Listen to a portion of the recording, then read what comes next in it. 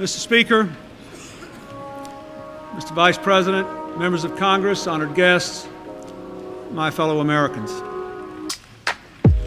We are fortunate to be alive at this moment in history. Never before has our nation enjoyed at once so much prosperity and social progress with so little internal crisis and so few external threats. Never before have we had such a blessed opportunity and therefore such a profound obligation to build the more perfect union of our founders' dreams.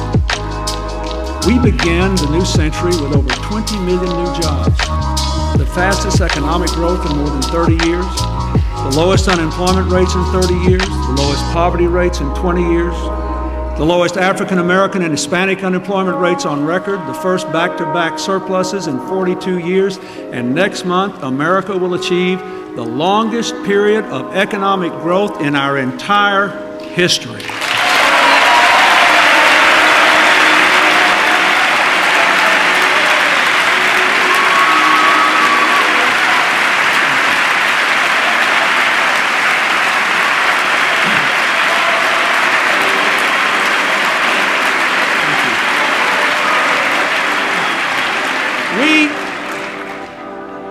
We have built a new economy, and our economic revolution has been matched by a revival of the American spirit. Crime down by 20% to its lowest level in 25 years. Teen births down 7 years in a row. Adoptions up by 30%. Welfare rolls cut in half to their lowest levels in 30 years. My fellow Americans, the state of our union is the strongest it has ever been.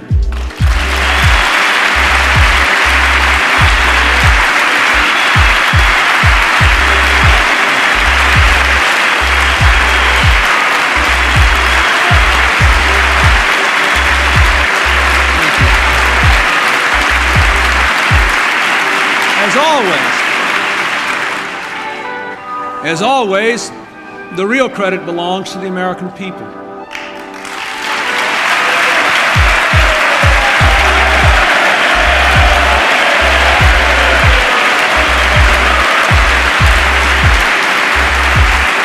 But my gratitude also goes to those of you in this chamber who have worked with us to put progress over partisanship.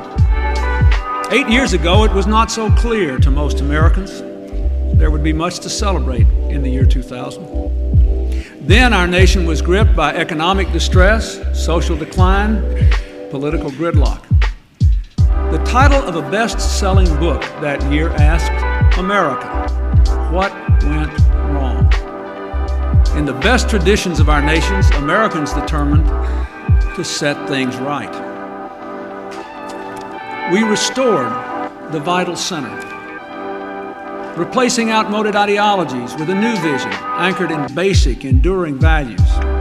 Opportunity for all, responsibility from all, a community of all Americans. We reinvented government, transforming it into a catalyst for new ideas that stress both opportunity and responsibility, and give our people the tools they need to solve their own problems. With the smallest federal workforce in 40 years, we turned record deficits into record surpluses and doubled our investment in education. We cut crime with 100,000 community police and the Brady Law, which has kept guns out of the hands of 500,000 criminals.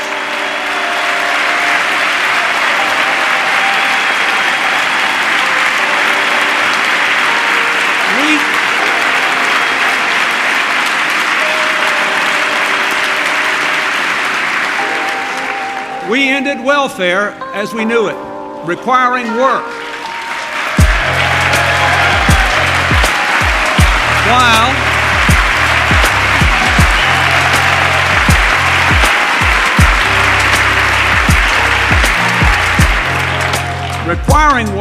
while protecting health care and nutrition for children, and investing more in child care, transportation, and housing to help their parents go to work. We've helped parents to succeed at home and at work with family leave, which 20 million Americans have now used to care for a newborn child or a sick loved one. We've engaged 150,000 young Americans in citizen service through AmeriCorps while helping them earn money for college. In 1992, we just had a roadmap. Today, we have results. But even more important, America again has the confidence to dream big dreams. But we must not let this confidence drift into complacency. For we, all of us, will be judged by the dreams and deeds we pass on to our children. And on that score, we will be held to a high standard indeed, because our chance to do good is so great. My fellow Americans, we have crossed the bridge we built to the 21st century. Now we must shape a 21st century American revolution of opportunity, responsibility, and community. We must be now, as we were in the beginning, a new nation. At the dawn of the last century, Theodore Roosevelt said, "The one characteristic more essential than any other is foresight. It should be the growing nation with a future that takes the long look ahead." So tonight, let us take our long look ahead and set great goals for our nation. To 21st century America, let us pledge these things. Every child will begin school ready to learn and graduate ready to succeed.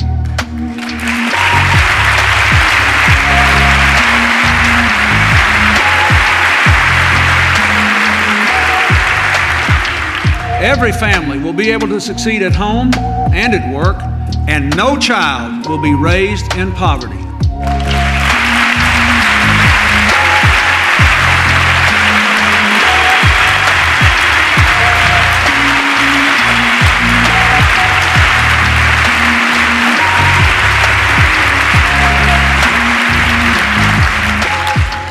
We will meet the challenge of the aging of America.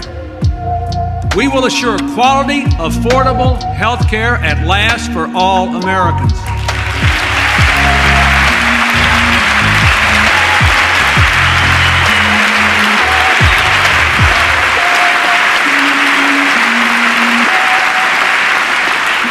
We will make America the safest big country on earth.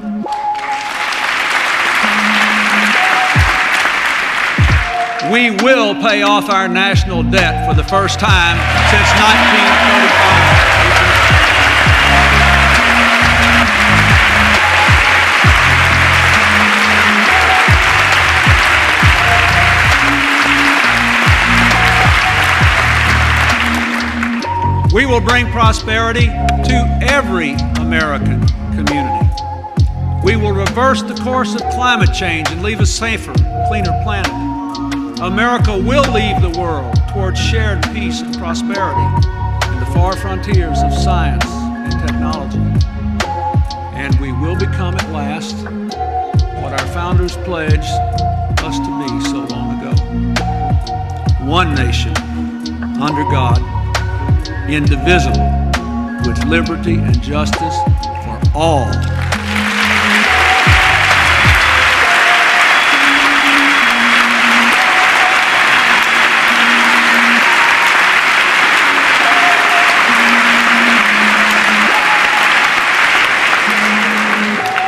These are great goals, worthy of a great nation.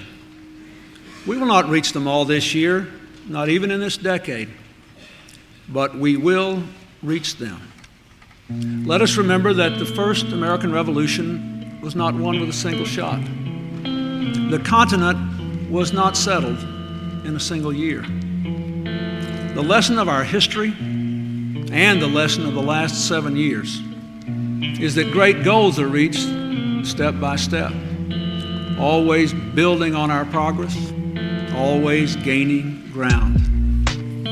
Of course, you can't gain ground if you're standing still. And for too long, this Congress has been standing still on some of our most pressing national priorities. So let's begin tonight with them. Again, I ask you to pass a real patience bill of rights.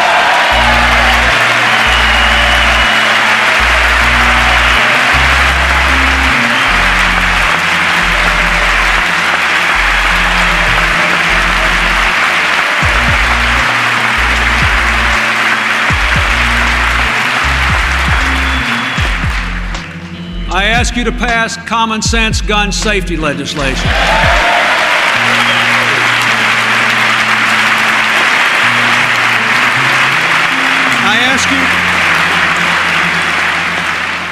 I ask you to pass campaign finance reform.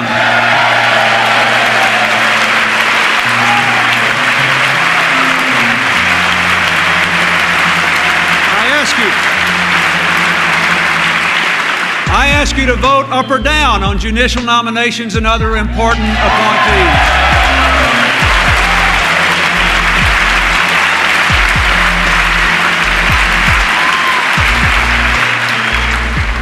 And again, I ask you, I implore you to raise the minimum wage.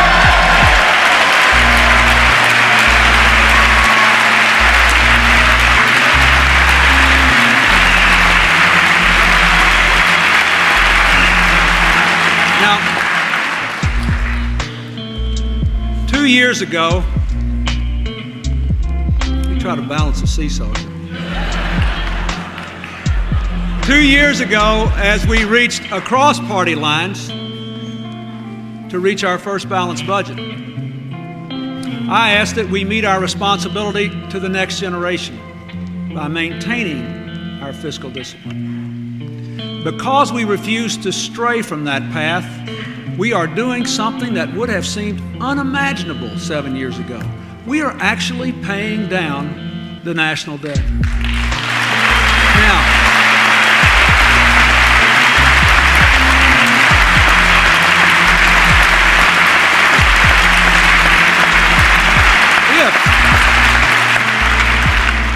if we stay on this path, we can pay down the debt entirely in just 13 years now and make America debt-free for the first time since Andrew Jackson was president in 1835.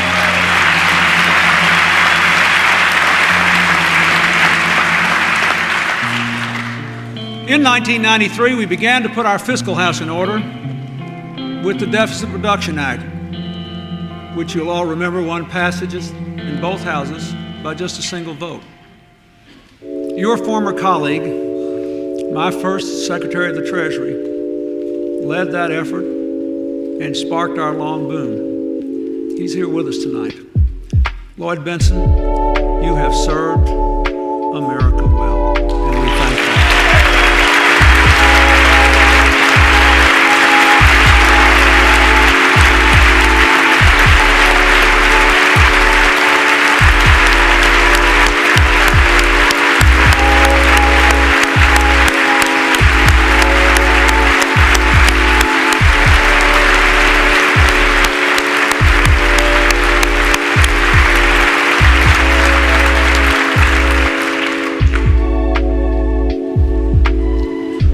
Beyond paying off the debt, we must ensure that the benefits of debt reduction go to preserving two of the most important guarantees we make to every American: Social Security and Medicare.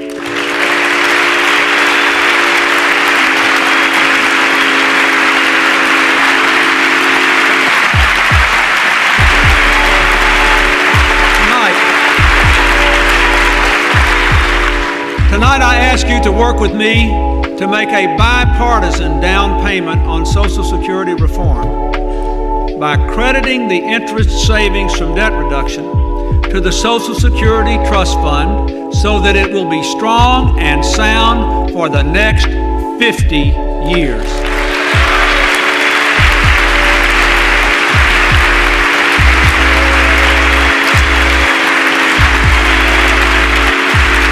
But this is just the start of our journey. We must also take the right steps toward reaching our great goals. First and foremost, we need a 21st century revolution in education guided by our faith that every single child can learn.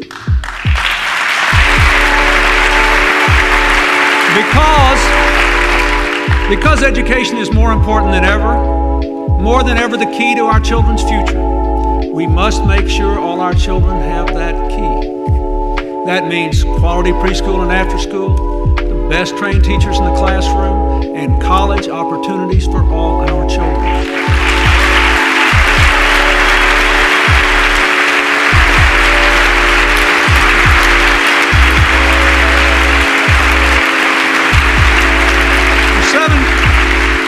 For 7 years now, we've worked hard to improve our schools with opportunity and responsibility, investing more but demanding more in turn. Reading, math, college entrance scores are up. Some of the most impressive gains are in schools in very poor neighborhoods. But all successful schools have followed the same proven formula: higher standards, more accountability, and extra help so children who need it can get it to reach those standards. I have sent Congress a reform plan based on that formula. It holds states and school districts accountable for progress and rewards them for results. Each year, our national government invests more than $15 billion in our schools. It is time to support what works and stop supporting what doesn't.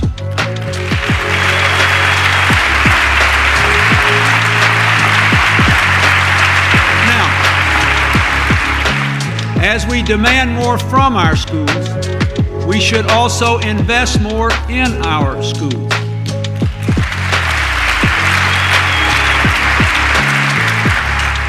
Let's double our investment to help states and districts turn around their worst performing schools or shut them down. Let's double our investments in after-school and summer school programs, which boost achievement and keep people off the street and out of trouble.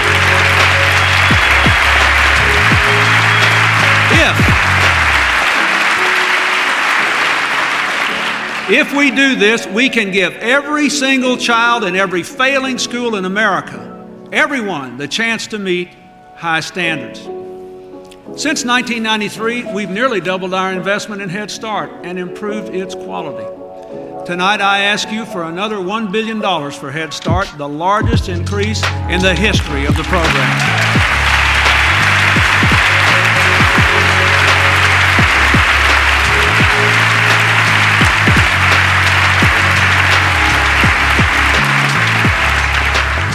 We know that children learn best in smaller classes with good teachers.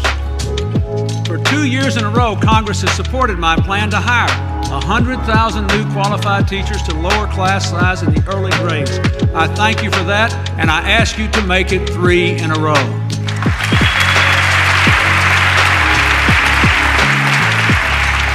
And to make sure all teachers know the subjects they teach. Tonight I propose a new teacher quality initiative to recruit more talented people into the classroom, reward good teachers for staying there, and give all teachers the training they need.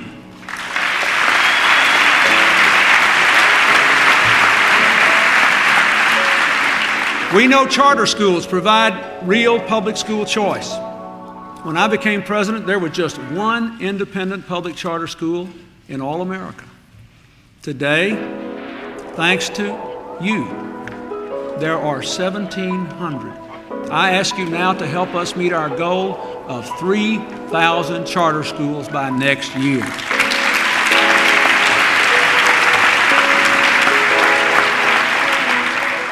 We know we must connect all our classrooms to the internet, and we're getting there. In 1994, only 3% of our classrooms were connected. Today, with the help of the Vice President's E-Wait program, more than half of them are. And 90% of our schools have at least one internet connection. But we cannot finish the job when a third of all our schools are in serious disrepair. Many of them have walls and wires so old, they're too old for the internet. So tonight I propose to help 5,000 schools a year make immediate and urgent repairs. And again, to help build or modernize 6,000 more to get students out of trailers and into high-tech classrooms.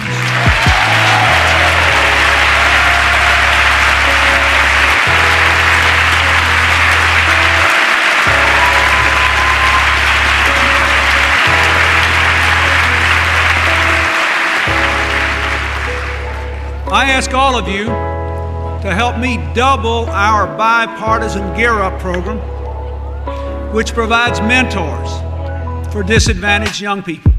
If we double it, we can provide mentors for 1.4 million of them. And let's also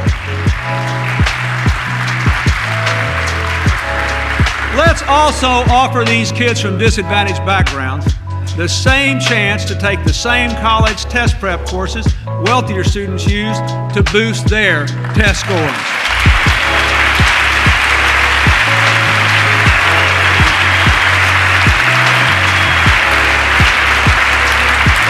Thank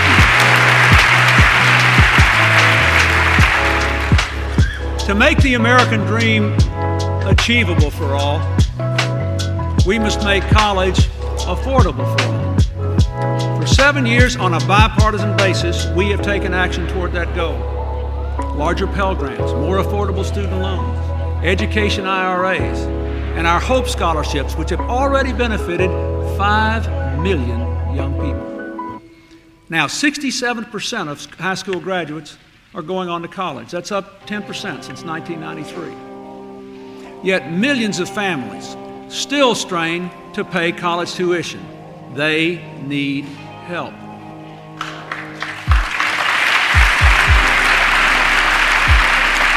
So I propose a landmark $30 billion college opportunity tax cut, a middle-class tax deduction for up to $10,000 in college tuition costs.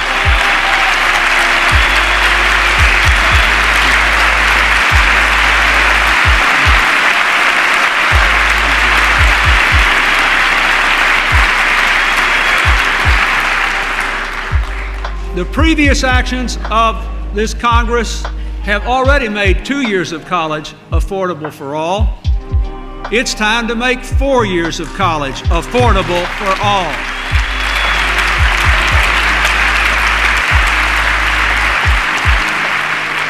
If we take all these steps, we'll move a long way toward making sure every child starts school ready to learn and graduates ready to succeed. We also need a 21st century revolution to reward work and strengthen families by giving every parent the tools to succeed at work and at the most important work of all, raising children. That means making sure every family has health care and the support to care for aging parents, the tools to bring their children up right, and that no child grows up in poverty. From my first days as president, we've worked to give families better access to better health care. In 1997, we passed the Children's Health Insurance Program, CHIP, so that workers who don't have coverage through their employers at least can get it for their children. So far, we've enrolled 2 million children. We're well on our way to our goal of 5 million. But there are still more than 40 million of our fellow Americans without health insurance, more than there were in 1993. Tonight, I propose that we follow Vice President Gore's suggestion to make low-income parents eligible for the insurance that covers their children.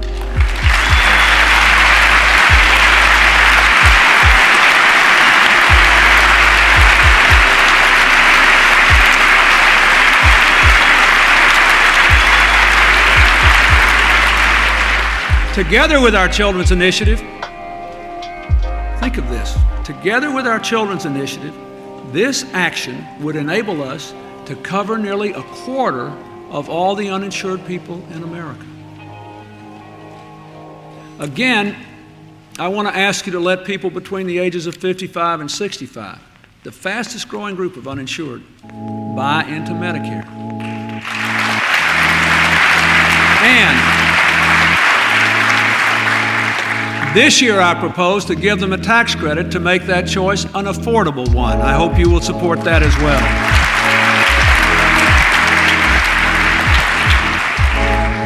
When the baby boomers retire, Medicare will be faced with caring for twice as many of our citizens. Yet it is far from ready to do so. My generation must not ask our children's generation to shoulder our burden. We simply must act now to strengthen and modernize Medicare. My budget includes a comprehensive plan to reform Medicare to make it more efficient and more competitive. And it dedicates nearly $400 billion of our budget surplus to keep Medicare solvent past 2025.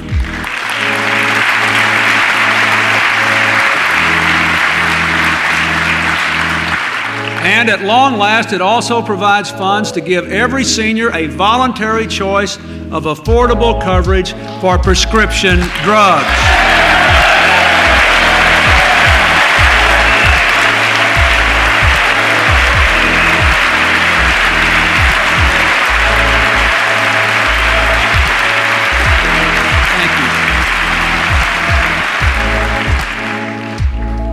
Life-saving drugs are an indispensable part of modern medicine. No one creating a Medicare program today would even think of excluding coverage for prescription drugs. Yet more than 3 in 5 of our seniors now lack dependable drug coverage, which can lengthen and enrich their lives. Millions of older Americans who need prescription drugs the most pay the highest prices for them. In good conscience, we cannot let another year pass without extending to all our seniors this lifeline of affordable prescription drugs.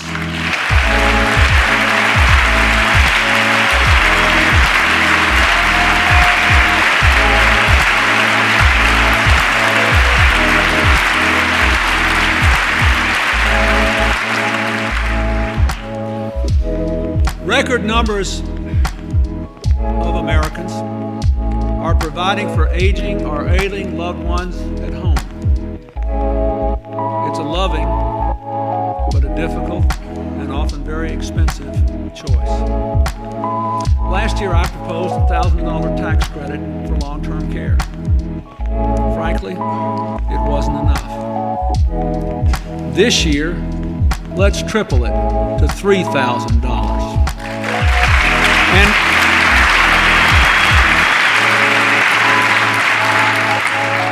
But this year, let's pass it.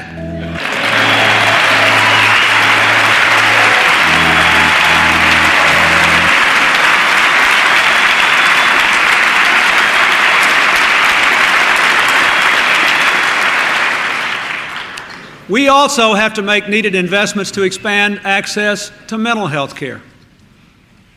I want to take a moment to thank the person who led our first White House conference on mental health last year, and who for 7 years has led all our efforts to break down the barriers to decent treatment of people with mental illness. Thank you, Tipper Gore.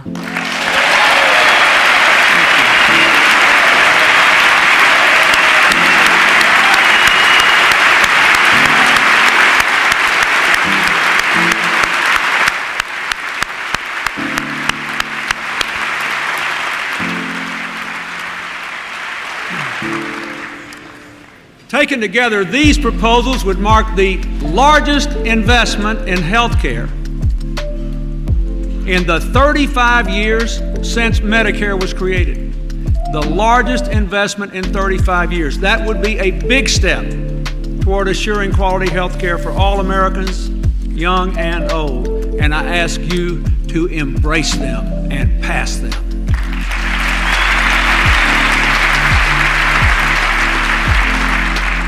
We must also make investments that reward work and support families. Nothing does that better than the Earned Income Tax Credit, the EITC.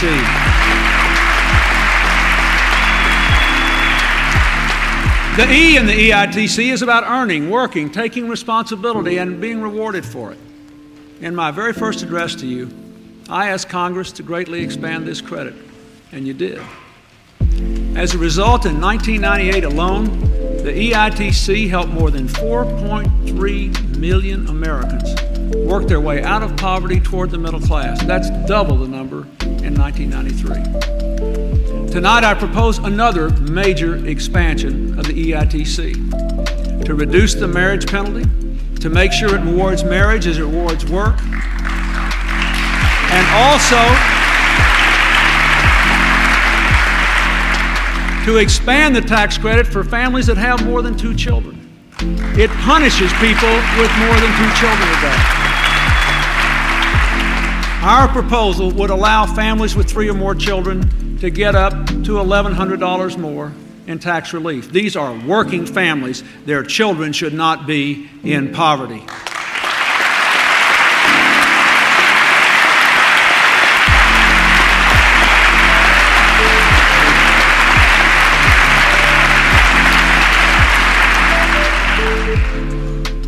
We also can't reward work and family unless men and women get equal pay for equal work.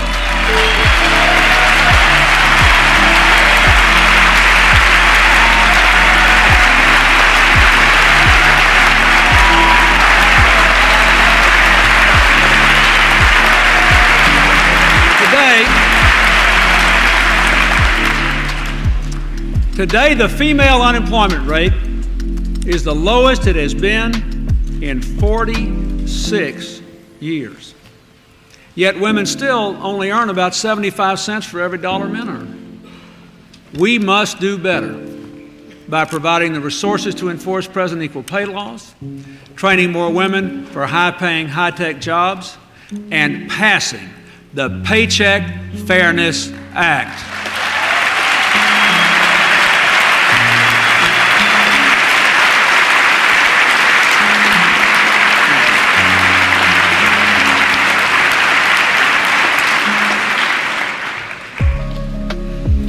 Many working parents spend up to a quarter of their income on child care. Last year, we helped parents provide child care for about 2 million children. My child care initiative before you now, along with funds already secured in welfare reform, would make child care better, safer, and more affordable for another 400,000 children. I ask you to pass that. They need it out there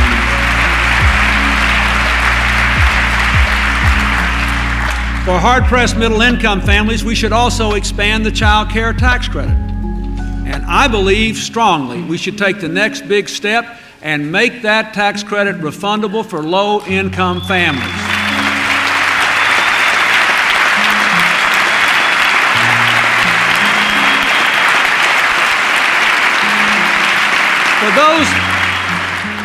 For people making under $30,000 a year, that could mean up to $2,400 for child care costs.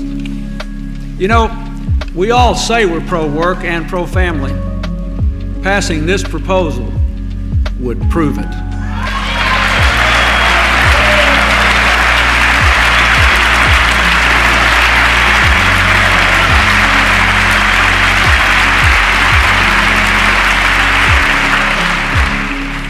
Tens of millions of Americans live from paycheck to paycheck. As hard as they work, they still don't have the opportunity to save. Too few can make use of IRAs and 401k plans. We should do more to help all working families save and accumulate wealth. That's the idea behind the individual development accounts, the IDAs. I ask you to take that idea to a new level, with new retirement savings accounts that enable every low and moderate income family in America to save for retirement, a first home, a medical emergency, or a college education. I propose to match their contributions, however small, dollar for dollar, every year they save. And I propose to give a major new tax credit to any small business that will provide a meaningful pension to its workers. Those people ought to have retirement as well as the rest of us.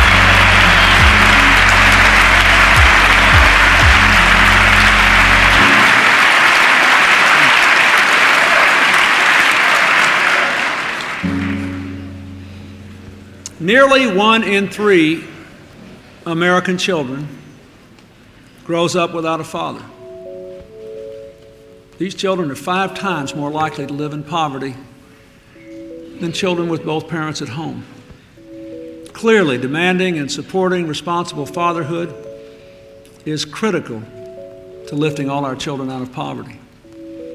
We've doubled child support collections since 1992. And I'm proposing to you tough new measures to hold still more fathers responsible. But we should recognize that a lot of fathers want to do right by their children, but need help to do it. Carlos Rosas of St. Paul, Minnesota, wanted to do right by his son, and he got the help to do it. Now he's got a good job, and he supports his little boy. My budget will help 40,000 more fathers make the same choices Carlos Rosas did. I thank him for being here tonight. Stand up, Carlos. Thank you.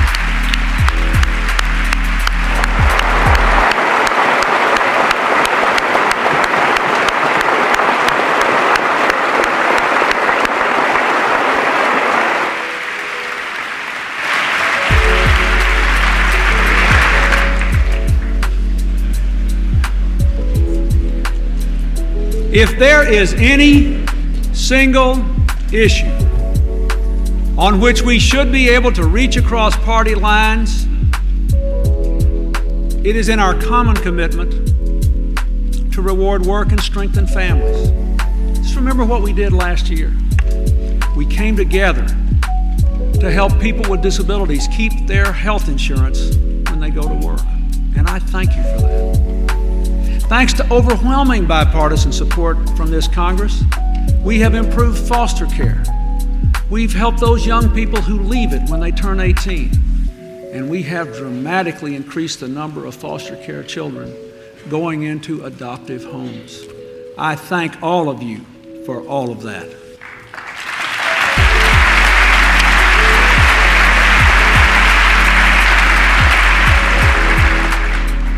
Of course, I am forever grateful to the person who has led our efforts from the beginning and who's worked so tirelessly for children and families for 30 years now, my wife, Hillary, and I thank her.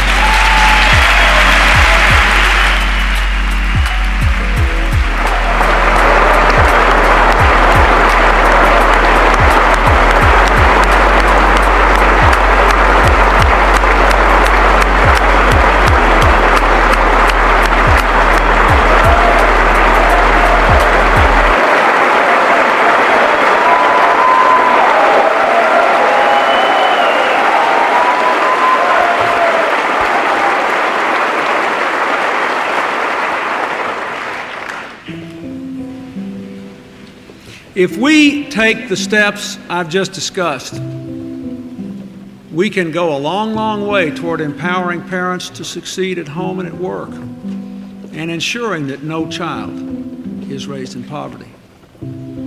We can make these vital investments in health care, education, support for working families, and still offer tax cuts to help pay for college, for retirement, to care for aging parents, to reduce the marriage penalty. We can do these things without forsaking the path of fiscal discipline that got us to this point here tonight.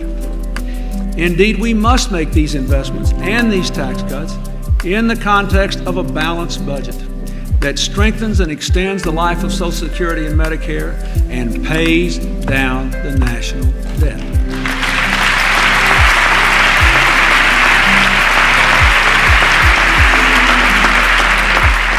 Crime in America has dropped for the past 7 years. That's the longest decline on record. Thanks to a national consensus we helped to forge on community police, sensible gun safety laws, and effective prevention. But nobody here, nobody in America believes we're safe enough. So again, I ask you to set a higher goal. Let's make this country the safest big country in the world. Now, last fall, Congress supported my plan to hire, in addition to the 100,000 community police we've already funded, 50,000 more concentrated in high-crime neighborhoods. I ask your continued support for that. Soon after the Columbine tragedy, Congress considered common sense gun legislation to require Brady background checks at the gun shows, child safety locks for new handguns, and a ban on the importation of large capacity ammunition clips. With courage and a tie-breaking vote for the Vice President, the Senate faced down the gun lobby, stood up to the American people, and passed this legislation. But the House failed to follow suit. Now, we have all seen what happens when guns fall into the wrong hands. Daniel Mauser was only 15 years old when he was gunned down at Columbine. He was an amazing kid, straight-A student, a good skier. Like all parents who lose their children, his father Tom has borne unimaginable grief. Somehow he has found the strength to honor his son by transforming his grief into action. Earlier this month, he took a leave of absence from his job to fight for tougher gun safety laws. I pray that his courage and wisdom will at long last move this Congress to make common sense gun legislation the very next order of business. And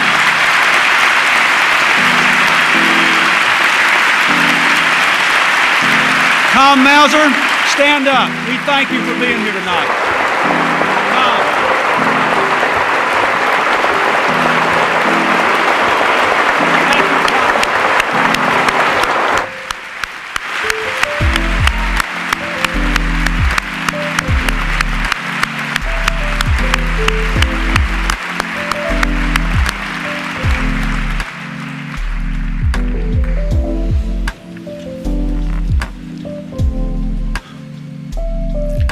We must strengthen our gun laws and enforce those already on the books better.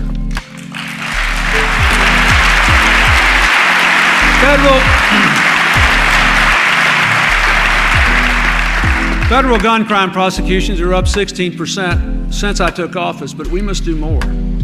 I propose to hire more federal and local gun prosecutors and more ATF agents to crack down on illegal gun traffickers and bad apple dealers. And we must give them the enforcement tools that they need, tools to trace every gun and every bullet used in every gun crime in the United States. I ask you to help us do that.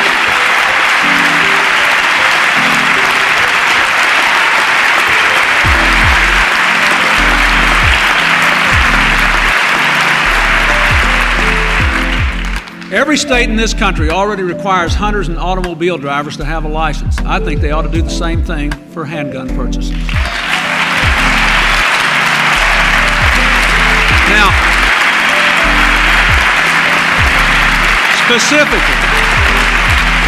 specifically, I propose a plan to ensure that all new handgun buyers must first have a photo license from their state showing they passed the Brady background check and a gun safety course before they get the gun. I hope you'll help me pass that in this Congress.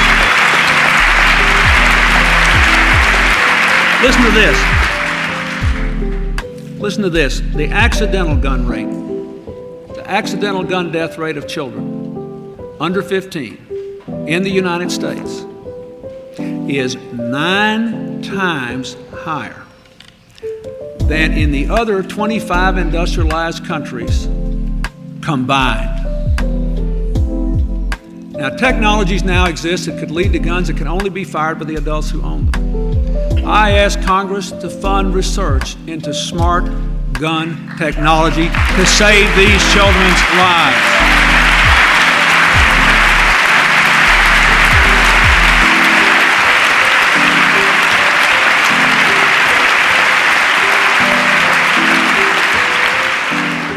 I ask responsible leaders in the gun industry to work with us on smart guns and other steps to keep guns out of the wrong hands to keep our children safe. You know, every parent I know worries about the impact of violence in the media on their children. I want to begin by thanking the entertainment industry for accepting my challenge to put voluntary ratings on TV programs and video and internet games. But frankly, the ratings are too numerous, diverse, and confusing to be really useful to parents.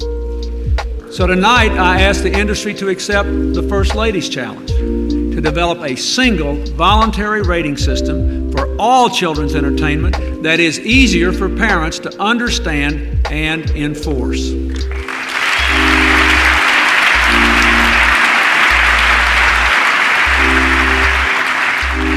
The steps I outline will take us well on our way to make America the safest big country in the world. Now, to keep our historic economic expansion going, the subject of a lot of discussion in this community and others, I believe we need a 21st century revolution to open new markets, start new businesses, hire new workers right here in America, in our inner cities, poor rural areas, and Native American reservations.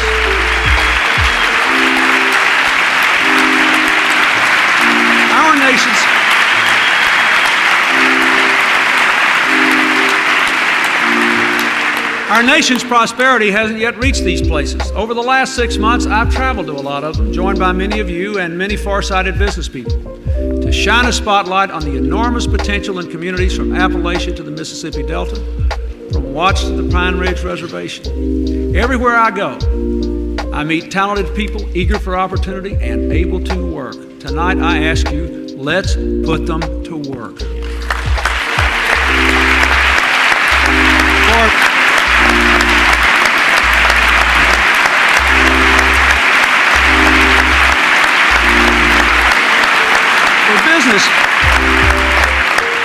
For business, it's a smart thing to do. For America, it's the right thing to do. And let me ask you something. If we don't do this now, when in the wide world will we ever get around to it? So, I ask Congress to give businesses the same incentives to invest in America's new markets they now have to invest in markets overseas. Tonight, I propose a large new markets tax credit and other incentives to spur $22 billion in private sector capital to create new businesses and new investments in our inner cities and rural areas.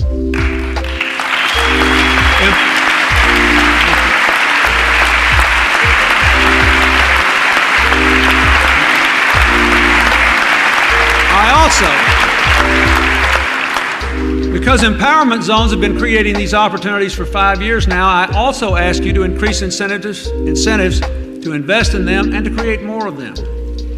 And let me say to all of you, again, what I have tried to say at every turn, this is not a Democratic or a Republican issue.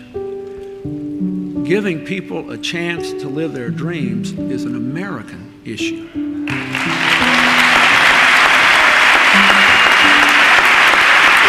Mr. Speaker,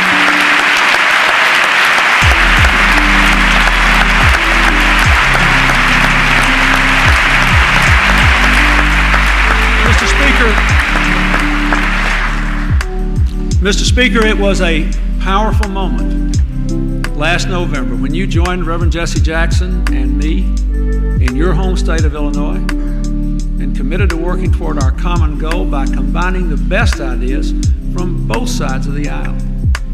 I want to thank you again and to tell you, Mr. Speaker, I look forward to working with you. This is a worthy joint endeavor. Thank you.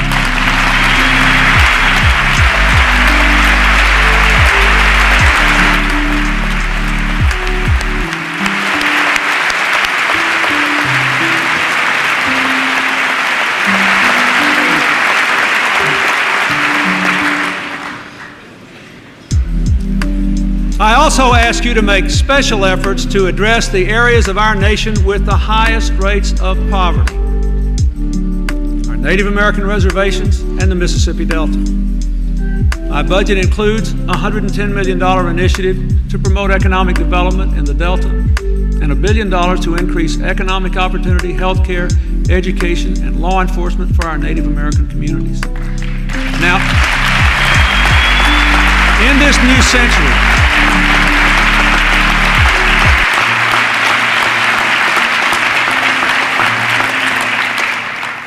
we should begin this new century by honoring our historic responsibility to empower the first Americans. And I want to thank tonight the leaders and the members from both parties who have expressed to me an interest in working with us on these efforts. They are profoundly important. There's another part of our American community in trouble tonight, our family farmers. When I signed the Farm Bill in 1996, I said there was great danger. It would work well in good times, but not in bad. Well, droughts, floods, and historically low prices have made these times very bad for the farmers. We must work together to strengthen the farm safety net, invest in land conservation, and create some new markets for them by expanding our programs for bio-based fuels and products. Please, they need help. Let's do it together.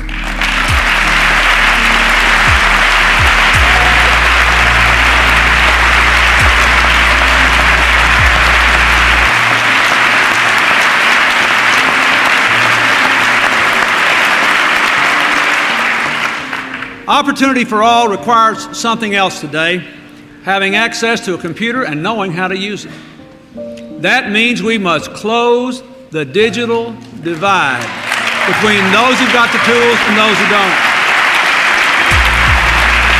Now,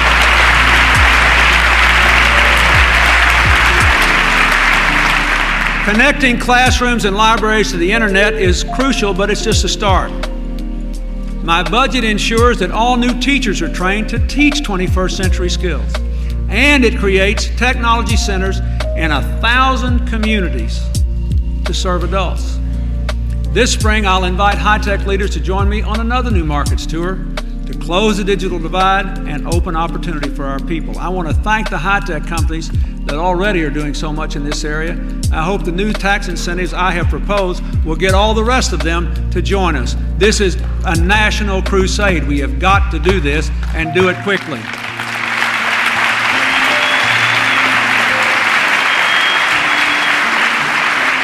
Now, again, I say to you, these are steps, but step by step, we can go a long way toward our goal of bringing opportunity to every community. To realize the full possibilities of this economy, we must reach beyond our own borders to shape the revolution that is tearing down barriers and building new networks among nations and individuals and economies and cultures. Globalization. It's the central reality of our time. Of course, change this profound is both liberating and threatening to people. But there's no turning back. And our open, creative society stands to benefit more than any other if we understand and act on the realities of interdependence. We have to be at the center of every vital global network as a good neighbor and a good partner. We have to recognize that we cannot build our future without helping others to build theirs. The first thing we have got to do is to forge a new consensus on trade. Now, those of us who believe passionately in the power of open trade, we have to ensure that it lifts both our living standards and our values, never tolerating abusive child labor or a race to the bottom in the environment and worker protection. But others must recognize that open markets and rule-based trade are the best engines we know of for raising living standards, reducing global poverty and environmental destruction, and assuring the free flow of ideas. I believe as strongly tonight as I did the first day I got here, the only direction forward for America on trade, the only direction for America on trade is to keep going forward. I ask you to help me forge that consensus.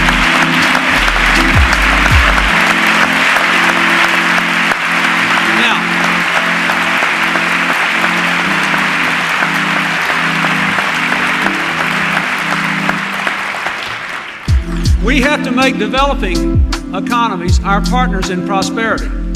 That's why I would like to ask you again to finalize our groundbreaking African and Caribbean Basin trade initiatives.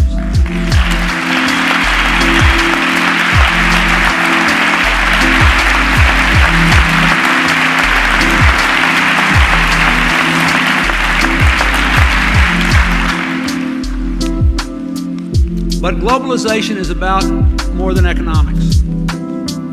Our purpose must be to bring together the world around freedom and democracy and peace, and to oppose those who would tear it apart. Here are the fundamental challenges I believe America must meet to shape the 21st century world. First, we must continue to encourage our former adversaries, Russia and China, to emerge as stable, prosperous, democratic nations. Both are being held back today from reaching their full potential. Russia by the legacy of communism, an economy in turmoil, a cruel and self-defeating war in Chechnya. China by the illusion that it can buy stability at the expense of freedom. But think how much has changed in the past decade. 5,000 former Soviet nuclear weapons taken out of commission. Russian soldiers actually serving with ours in the Balkans. Russian people electing their leaders for the first time in 1,000 years. And in China, an economy more open to the world than ever before. Of course, no one, not a single person in this chamber tonight, can know for sure what direction these great nations will take. But we do know for sure that we can choose what we do. And we should do everything in our power to increase the chance that they will choose wisely to be constructive members of our global community. That's why we should support those Russians who are struggling for a democratic, prosperous future, continue to reduce both our nuclear arsenals, and help Russia to safeguard weapons and materials that remain. And that's why I believe Congress should support the agreement we negotiated to bring China into the WTO by passing permanent, normal trade relations with China as soon as possible this year.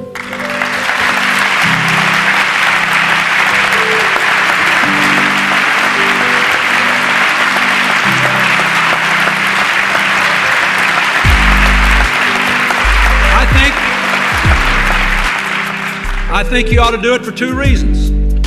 First of all, our markets are already open to China. This agreement will open China's markets to us. And second, it will plainly advance the cause of peace in Asia and promote the cause of change in China. No, we don't know where it's going. All we can do is decide what we're going to do. But when all is said and done, we need to know we did everything we possibly could to maximize the chance that China will choose the right future.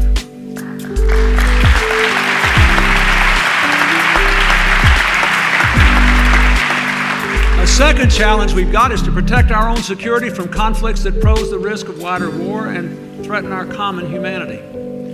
We can't prevent every conflict or stop every outrage, but where our interests are at stake and we can make a difference, we should be and we must be peacemakers. We should be proud of our role in bringing the Middle East closer to a lasting peace, building peace in Northern Ireland, working for peace in East Timor and Africa, promoting reconciliation between Greece and Turkey and in Cyprus, working to diffuse these crises between India and Pakistan, in defending human rights and religious freedom. And we should be proud of the men and women of our armed forces and those of our allies who stopped the ethnic cleansing in Kosovo, enabling 1 million people to return to their homes.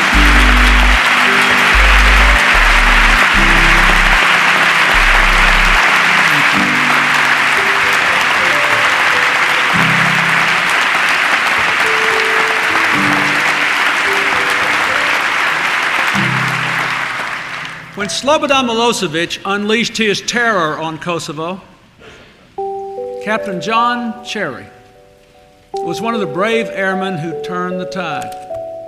And when another American plane was shot down over Serbia, he flew into the teeth of enemy air defenses to bring his fellow pilot home.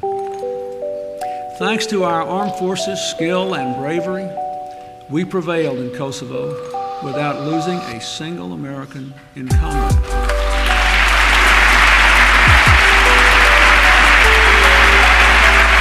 I want to introduce Captain Cherry to you. We honor Captain Cherry, and we promise you, Captain, we'll finish the job you began. Stand up so we can see you.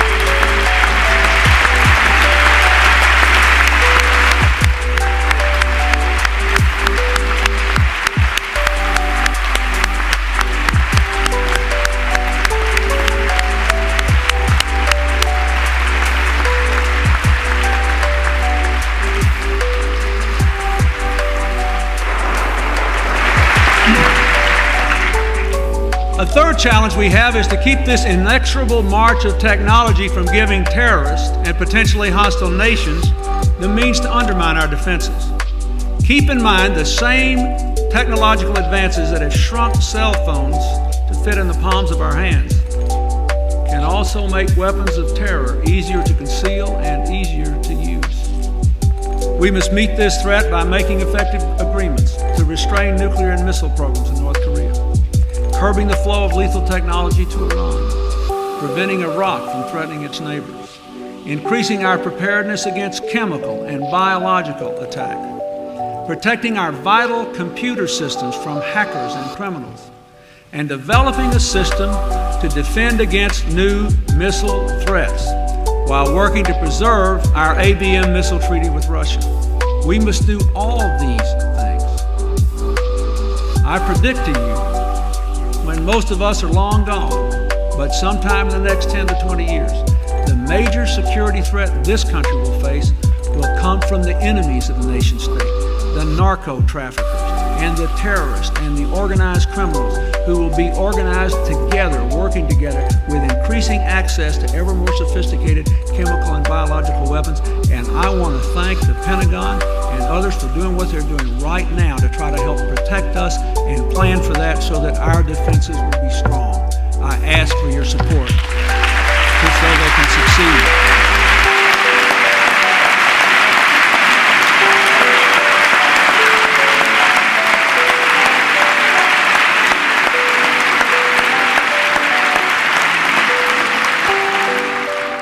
I also want to ask you for a constructive, bipartisan dialogue this year to work to build a consensus which I hope will eventually lead to the ratification of the Comprehensive Nuclear Test Ban Treaty.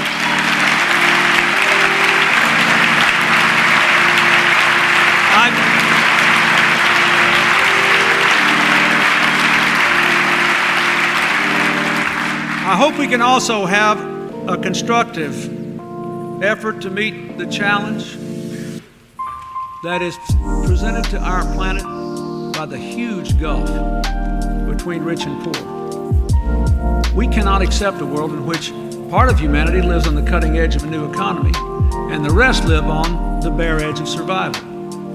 I think we have to do our part to change that with expanded trade, expanded aid, and the expansion of freedom. This is interesting. From Nigeria to Indonesia, more people got the right to choose their leaders in 1999 than in 1989 when the Berlin Wall fell. We've got to stand by these democracies, including and especially tonight, Colombia, which is fighting narco traffickers for its own people's lives and for our children's lives. I have proposed a strong 2-year package to help Colombia win this fight. I want to thank the leaders in both parties in both houses for listening to me and the President of Colombia about it. We have got to pass this. I want to ask your help. A lot is riding on it. And it's so important for the long-term stability of our country and for what happens in Latin America. I also want you to know I'm going to send you new legislation to go after what these drug barons value the most, their money. And I hope you'll pass that as well.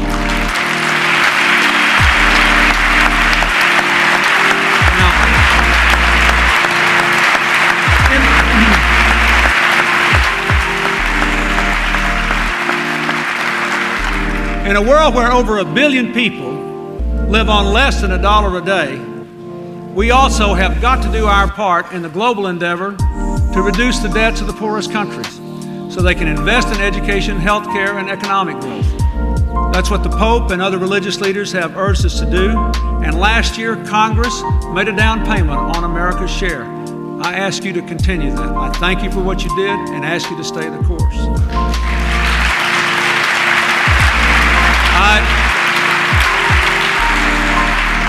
I also want to say that America must help more nations to break the bonds of disease. Last year in Africa, 10 times as many people died from AIDS as were killed in wars. 10 times. The budget I give you invests $150 million more in the fight against this and other infectious killers. And today I propose a tax credit to speed the development of vaccines for diseases like malaria, TB, and AIDS. I ask the private sector and our partners around the world to join us in embracing this cause. We can save millions of lives together, and we ought to do it.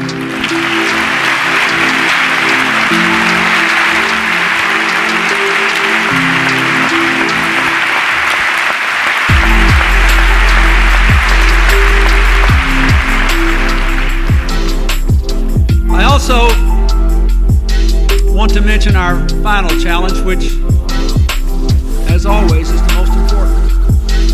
I ask you to pass a national security budget that keeps our military the best trained and best equipped in the world with heightened readiness and 21st century weapons, which raises salaries for our servicemen and women, which protects our veterans, which fully funds the diplomacy that keeps our soldiers out of war, which makes good on our commitment to our UN dues and arrears. I ask you to pass this budget.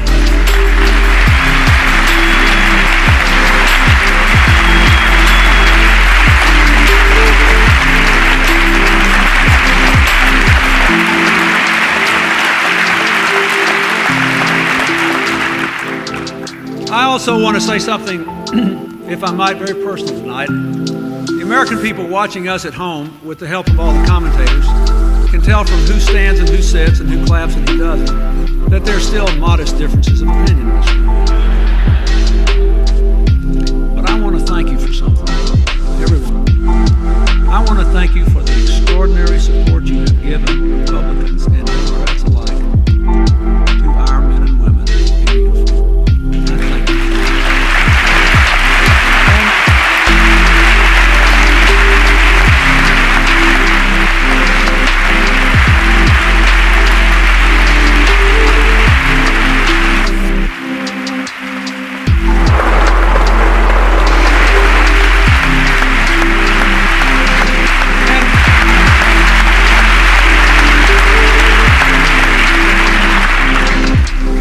I also want to thank especially two people.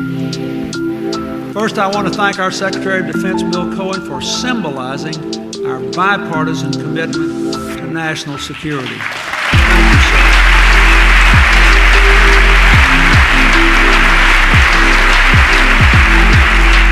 sir. Even more, I want to thank his wife, Janet, who more than any other American citizen has tirelessly traveled this world to show the support we all feel for our troops. Thank you, Janet Cohen. I appreciate it.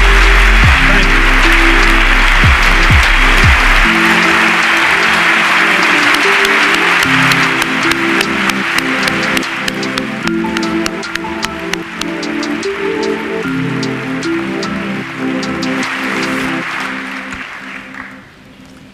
These are the challenges we have to meet so that we can lead the world toward peace and freedom in an era of globalization. I want to tell you that I am very grateful for many things as president. But one of the things I'm grateful for is the opportunity that the Vice President and I have had to finally put to rest the bogus idea that you cannot grow the economy and protect the environment at the same time.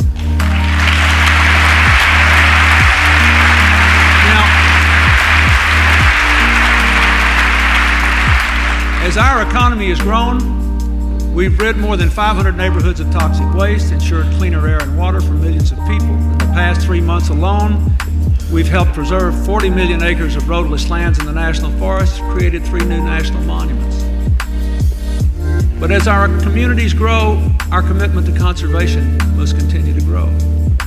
Tonight, I propose creating a permanent conservation fund to restore wildlife, protect coastlines, save natural treasures, from the California redwoods to the Florida Everglades. This Lands Legacy Endowment would represent by far the most enduring investment in land preservation ever proposed in this House. I hope we can get together with all the people with different ideas and do this. This is a gift we should give to our children and our grandchildren for all time across party lines. We can make an agreement to do that.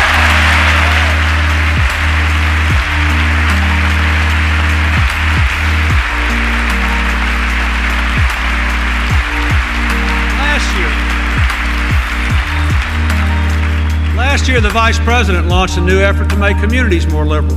Liberal, no. Wait a minute. I got a punchline now. That's this year's agenda. Last year was livable, right?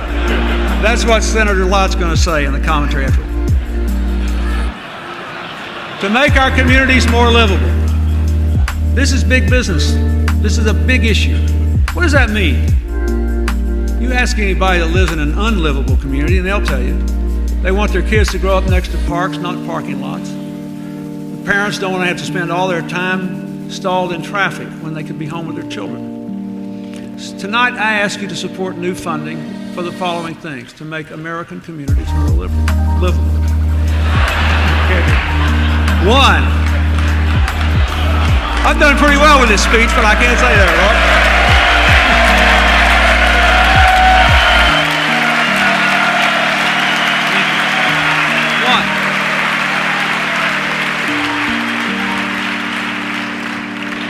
I want you to help us to do three things. We need more funding for advanced transit systems.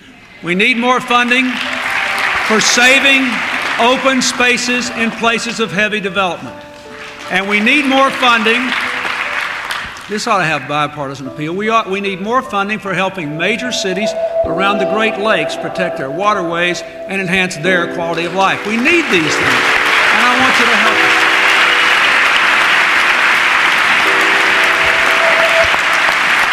Now,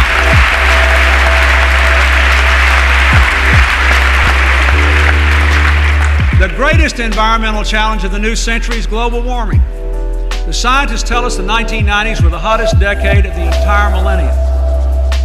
If we fail to reduce the emission of greenhouse gases, deadly heat waves and droughts will become more frequent, coastal areas will flood, and economies will be disrupted.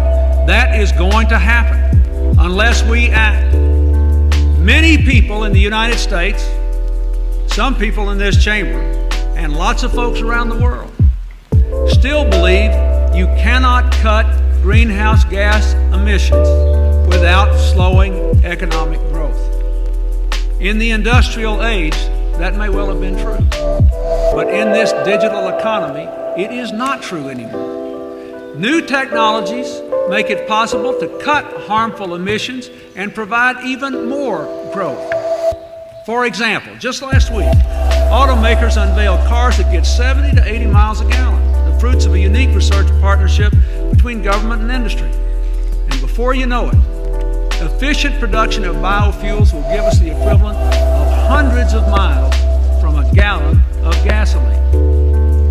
To speed innovation in these kinds of technologies, I think we should give a major tax incentive to business for the production of clean energy and to families for buying energy-saving homes and appliances and the next generation of super-efficient cars when they hit the showroom floor. I also ask the auto industry to use the available technologies to make all new cars more fuel efficient right away. And I ask this Congress to do something else. Please help us make more of our clean energy technology available to the developing world. That will create cleaner growth abroad and a lot more new jobs here in the United States of America. Now, in this new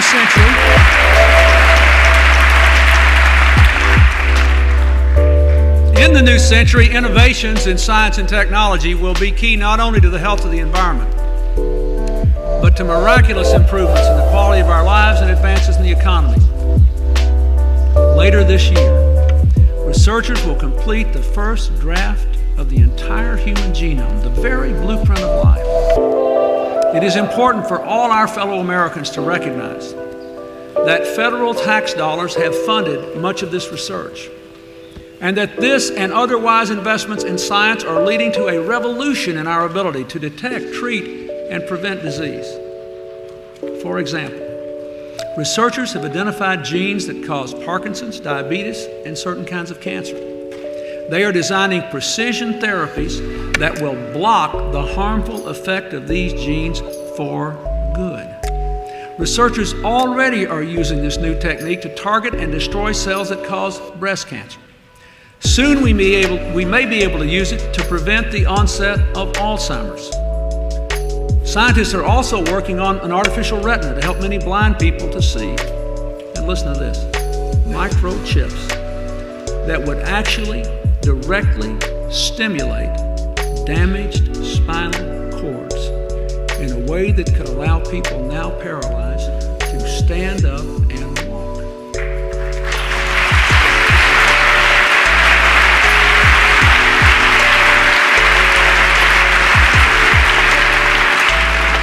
These kinds of innovations are also propelling our remarkable prosperity. Information technology only includes 8% of our employment, but now accounts for a third of our economic growth, along with jobs that pay, by the way, about 80% above the private sector average. Again, we ought to keep in mind government-funded research brought supercomputers, the internet, and communication satellites into being. Soon, researchers will bring us devices that can translate foreign languages as fast as you can talk. Materials 10 times stronger than steel at a fraction of the weight.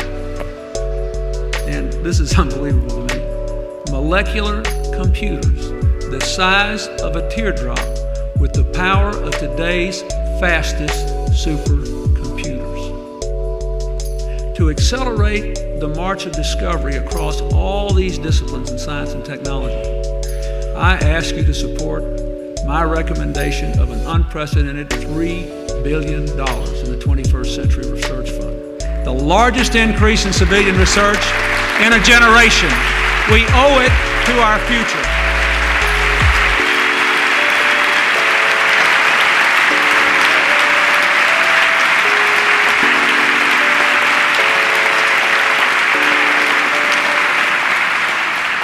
Now, these new breakthroughs have to be used in ways that reflect our values. First and foremost, we have to safeguard our citizens' privacy.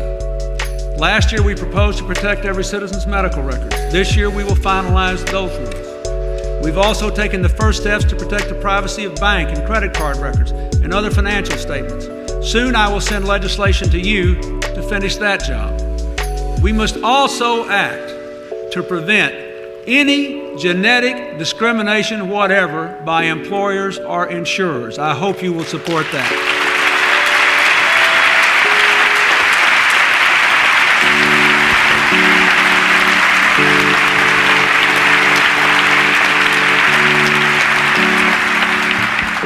These steps will allow us to lead toward the far frontiers of science and technology. They will enhance our health, the environment, the economy in ways we can't even imagine today.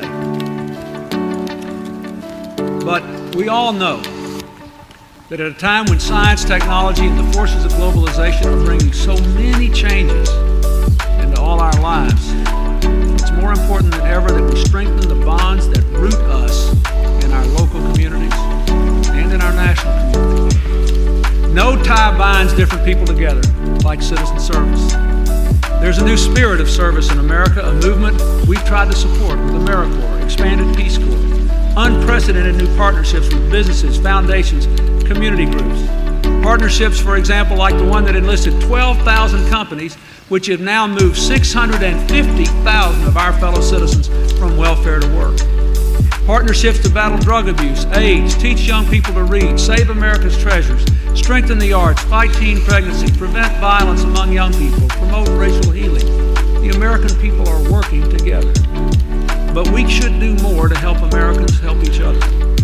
First, we should help faith-based organizations to do more to fight poverty and drug abuse and help people get back on the right track with initiatives like Second Chance Homes that do so much to help unwed teen mothers.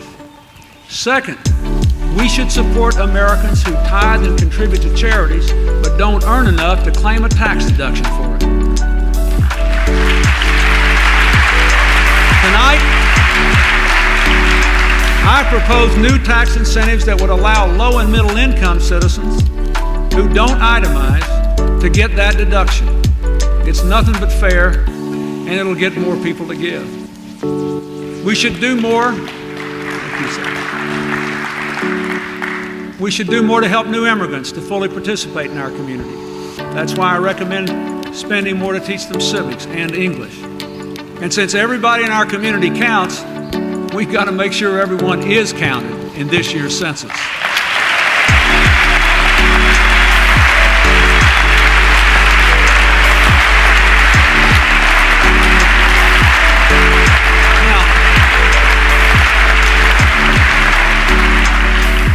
Within 10 years, just 10 years, there will be no majority race in our largest state of California. In a little more than 50 years, there'll be no majority race in America. In a more interconnected world, this diversity can be our greatest strength. Just look around this chamber. Look around. We have members in this Congress from virtually every racial, ethnic, and religious background. And I think you would agree that America is stronger because of it.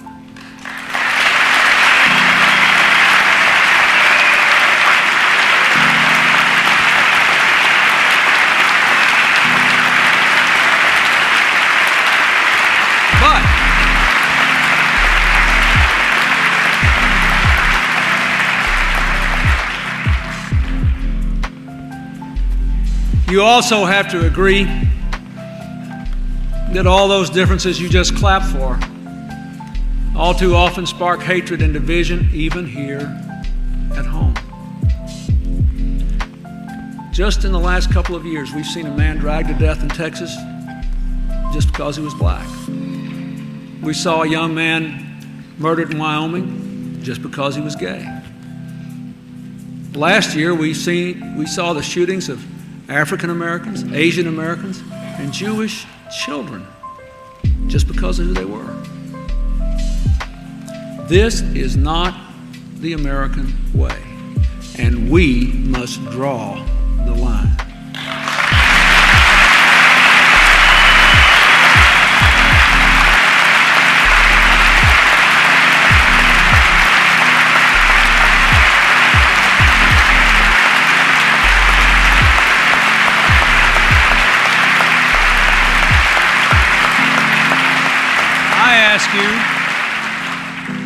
I ask you to draw that line by passing without delay the Hate Crimes Prevention Act and the Employment Non-Discrimination Act.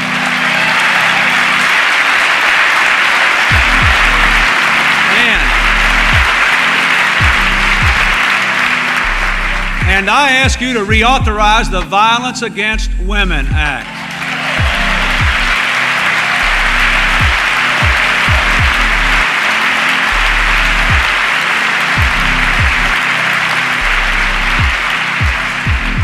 Finally, tonight I propose the largest ever investment in our civil rights laws for enforcement, because no American should be subjected to discrimination in finding a home, getting a job, going to school, or securing a loan. Protections in law should be protections in fact.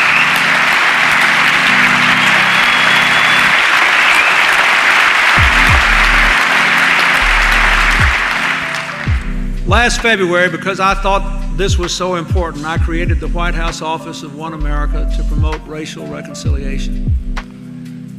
That's what one of my personal heroes, Hank Aaron, has done all his life. From his days as our all-time home run king to his recent acts of healing, he has always brought people together. We should follow his example, and we're honored to have him with us tonight. Stand up, Hank Aaron.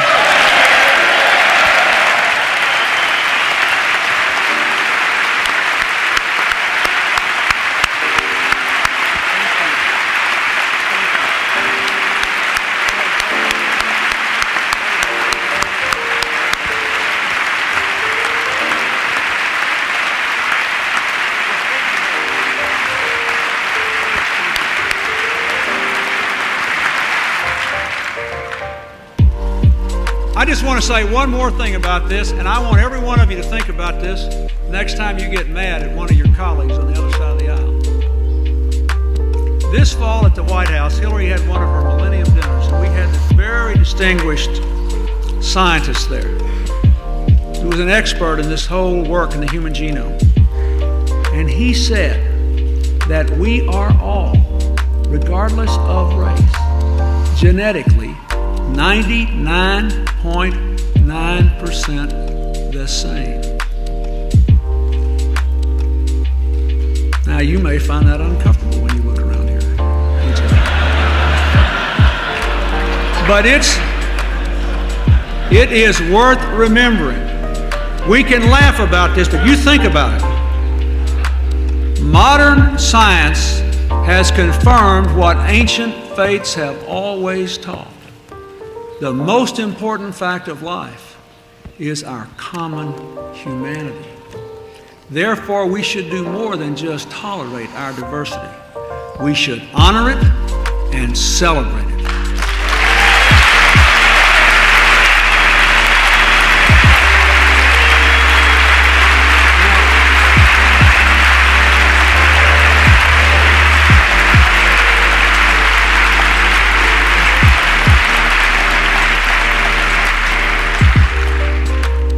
My fellow Americans, every time I prepare for the State of the Union, I approach it with hope and expectation and excitement for our nation. But tonight is very special because we stand on the mountaintop of a new millennium. Behind us, we can look back and see the great expanse of American achievement. And before us, we can see even greater, grander frontiers of possibility. We should, all of us, be filled with gratitude and humility for our present progress and prosperity. We should be filled with awe and joy at what lies over the horizon. And we should be filled with absolute determination to make the most of it. You know, when the framers finished crafting our Constitution in Philadelphia, Benjamin Franklin stood in Independence Hall and he reflected on the carving of the sun. It was on the back of a chair he saw. The sun was low on the horizon. So he said this, he said, "I've often wondered whether that sun was rising or setting. Today," Franklin said, "I have the happiness to know it's a rising sun. Today, because each succeeding generation of Americans has kept the fire of freedom burning brightly, lighting those frontiers of possibility, we all still bask in the glow and the warmth of Mr. Franklin's rising sun.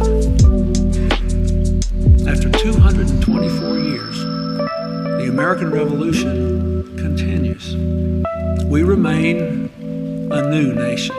And as long as our dreams outweigh our memories, America will be forever young. That is our destiny. And this is our moment." Thank you. God bless you. And God bless you.